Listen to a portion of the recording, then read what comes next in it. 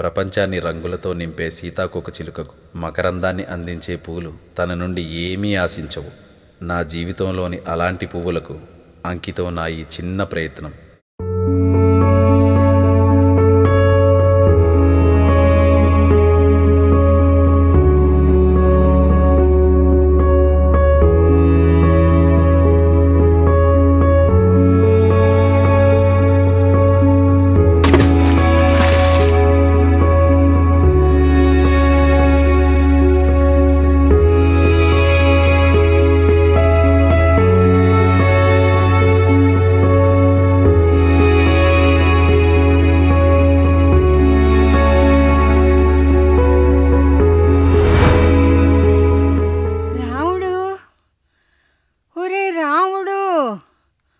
యాడున్నావురా?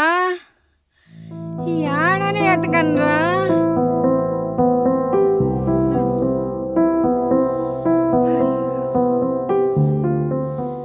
ఏరా భీముడు, మా రాముడిని ఏడన్నా చూసినవా? బామ్మా ఆగు బామ్మా. యాడున్నాడు నా బిడ్డ? నాకు తెలుసు రాముడు ఎక్కడున్నాడు. అదిగో అక్కడున్నాడు. మరి నేను ఇందాక అడిగినప్పుడు చెప్పలేదేమిరా? ఏమో బామ్మా. మరి ఇందాక నేను పిలిచినప్పుడు ఎందుకు పలకలేదురా? బుద్ధి లేదురా మీకు? ఆడుకునేటప్పుడు అందరూ కలిసి ఆడుకుంటారు. ఇప్పుడు నా మనవడు ఆడున్నాడో చెప్పమంటే నోరు రావట్లేదేమిరా?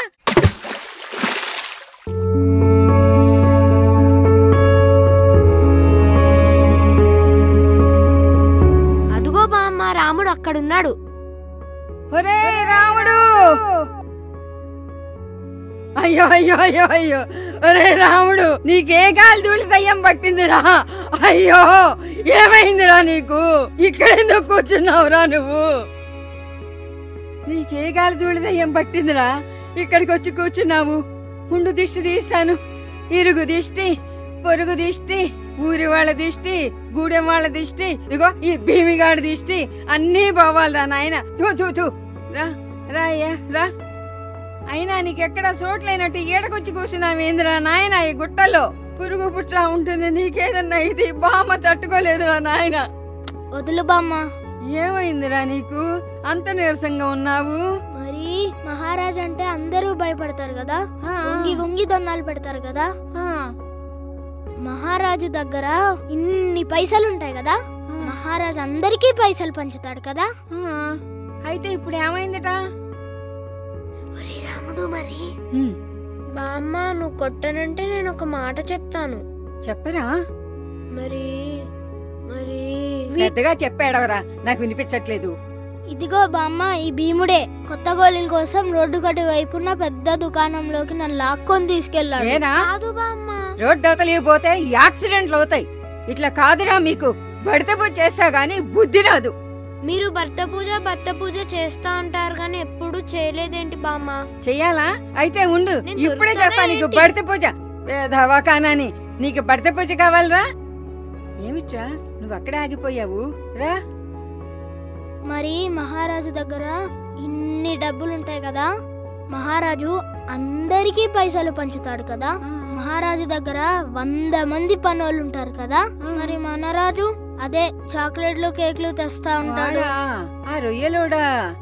ఆ రాజు. ఆ రాజు ఏంటి పెద్ద తలుపు తీస్తున్నాడు, అందరికి వంగి వంగి దన్నాలు పెడుతున్నాడు, అందరి దగ్గర పైసలు తీసుకుంటున్నాడు. వాడు మనసున్న మహారాజురా, అందరిలాంటోడు కాదు.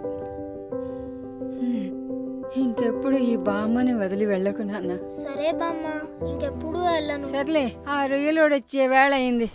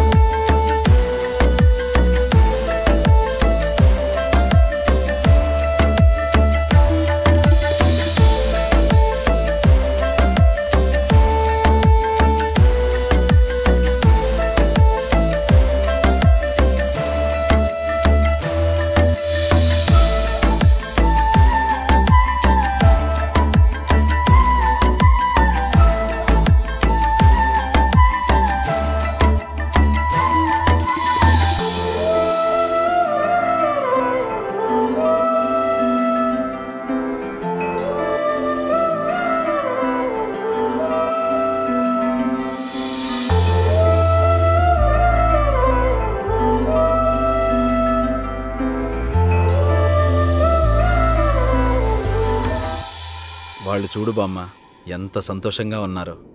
ఎందుకురా నీకు ఆ పిల్లలంటే అంత ఇష్టం? ఒరే రొయ్యలోడా, నీ కథ ఏంటో చెప్పు. రోజు నువ్వు కదా బామ్మ చెప్తావు, నువ్వు చెప్తేనే బాగుంటది. ఒరే ఏమిట్రా జీవితాన్నంతా కాసి వడబోసినట్టు మాట్లాడుతున్నావు? నీ కథ ఏంటో చెప్పరా రొయ్యలోడా.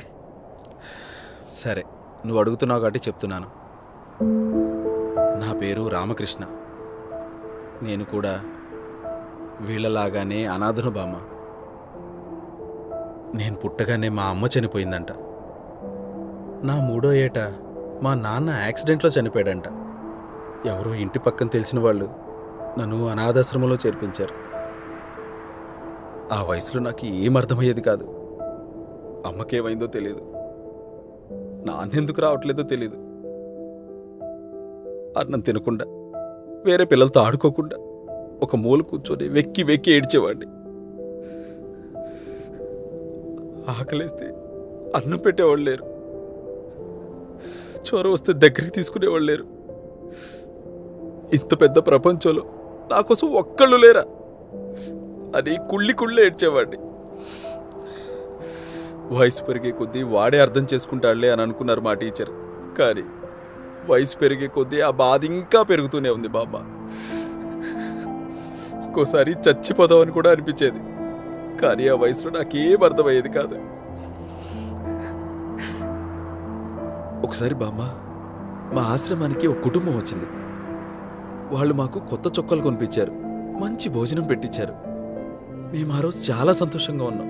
కానీ మాకంటే వాళ్ళెక్కువ సంతోషంగా ఉన్నారు. నాకు అర్థం అవ్వలేదు. మా టీచర్ దగ్గరికి వెళ్ళి అడిగాను, వాళ్ళెవరు రాజులా? వాళ్ళ దగ్గర బాగా డబ్బులున్నాయా?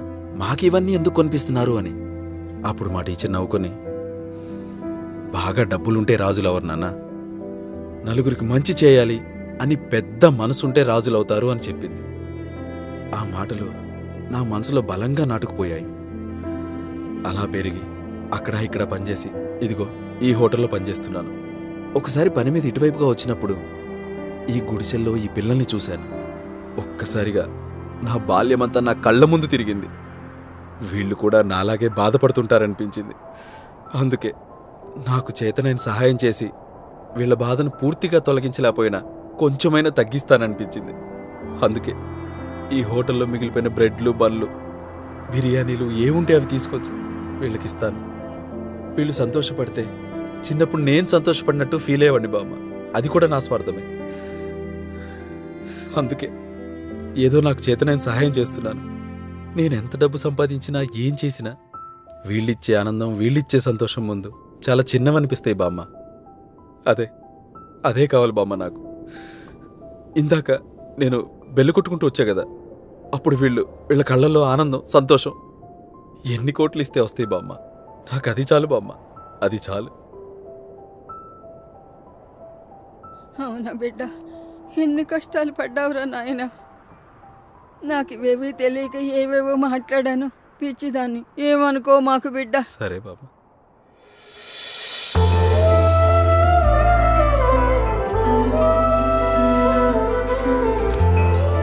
నేను కూడా పెద్దాక నీలాగా మహారాజును అవుతాను.